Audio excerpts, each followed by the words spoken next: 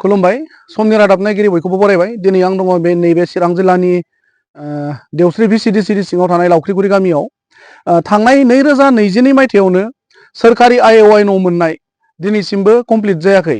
दा बे मानि जाहोनाव कमप्लिट जायाखै दा बेखौ आं नैबे मोनगिरिनिफ्राय आं मिथिनानै लागोन। दा बे समाव आङो नैबे केमेरामेनखौ नैबिथिं बिथांनि न'खौ दिन्थिग्रोनो थाखाय आं खावलायदों। बे नैबे आंनि उनथिंजाय नुनाय न'आनो जाबाय थांनाय 2022 मायथाइयावनो मोननायमोन देवस्रि भिसिडिसिनि सिङावहाय लावख्रिगुरि गामिनि। दा बे समाव आं नैबे बेनिफिसारिनिफ्राय मिथिनानै लागोन। आदैखौ समनि रादाबाव बरायग्रोनानै लाबाय। ओरैनो मा मुं आदैनिया? बे आं गामि लावख्रिगुरि गामिनिनो मुङा जाहैदों गान्दा बसुमतारी।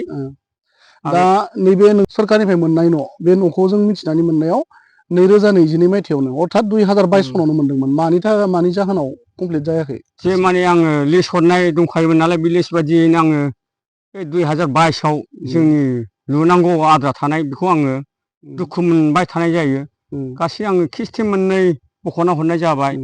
जोंहा मेम्बार बिथां दङ लथेन्द्र औवारि, बिथाङा दिनैसिमबो खामानिखौ मावफुंनानै जाफुंसार होनो हायाखै। आं बेनि थाखाय दुखु नांनाय थाबाय। माने सोरखाराथ' नोंथांमोनखौ न'खौ लुनानै लाथो होनना नोंथांमोनखौ हरो, खिन्थु नोंथांमोना बे जिखिनि सोरखारनिफ्राय मोननाय रां बे रांजोंनो लुनांगौमोन। दा बे रांखौहाय माबोरैहाय मेम्बारा लांफिननो मोनखो जेन'बा? दा बे बुस्थुखौथ' आङो बुंनायलाय आंबो मानिनांबाय। मानो होनोब्ला बियो किस्ति मोननै फैसा बिनायाव किस्ति मोननैखौबो आङो किस्ति मोननै बख'नानै हरनाय जाबाय। आं बे लथेन्द्र औवारि मेम्बार बिथांनो हरनाय जादों आरो। दा गाव लुनो होननानै दायथ' लानायलाय दाबो लुफुंनाय जायाखै बियो।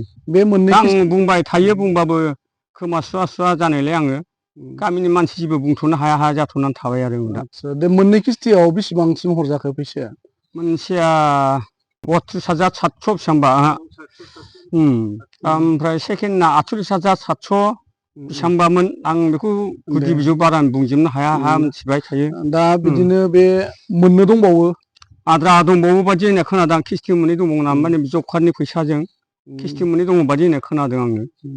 जाय बिथां माने मेम्बारा माने बे नोंथांनि रांखौहाय लांदोंमोन लुना होनो थाखाय, दा बिथाङा नोंथांजों जगाजगआव दंना गैया? दंमोन दंनायालाय, गामि हिसाबै लुफुंना होनो होननानै गाव राजि जाबाय थायो। ओमफ्राय दा गाव रायलाया जाबाय थायो। बिथाङा मा उसुबिदा दङ आं बुंनो हाया हाया जानानै दं दा। दा मा खावलायनो सानगोन नोंथाङा? दा आङो लुफुंथारनांगौ होननानै अरायबारबो आं जेनेबा गामिनि गावबुरा बायदिसिना माबाफोरनोबो आं जनायबाय थानो नागिरदों। नाथाय मिथिङा जाथ'नाय जायाखै।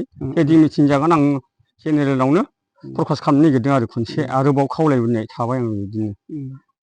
गोजोननाय थाबाय। नोंथांमोना नुनो मोनबाय जोंनि नैबे समनि रादाबनि गेजेरजों लावख्रिगुरि गामिनि सासे बेनिफिसारि, जाय न'आ 2022 मायथाइयावनो सेंसन जादोंमोन। दा बेखौहाय जोंनि मिन्थिनायावहाय जाय बेनिफिसारि बिथाङा सोरखारा जा रां हरो बेखौहाय माने किस्ति बाय किस्ति बेखौ बरननायनि उनावहाय स्टेप बाय स्टेप लुलाङो। नाथाय 2022 मायथाइयावहाय सेंसन जानाय न'खौहाय बिथांमोननि गामिनिनो भिसिडिसिनि मेम्बारा लुना होनो होननानै बिथांमोननि न'निफ्राय मोननै किस्ति रांखौहाय लानानै थांदोंमोन। नाथाय दासिमबो लुफुंनानै होआखै। दा नैबे बेनिफिसियारि बिथाङा गावनो फोरमायखाबाय। जों बेबायदिनो आरोबाव गुबुन न'खरखौबो जों बेबायदि देखायलांनो नाजागोन। गोजोन्थों।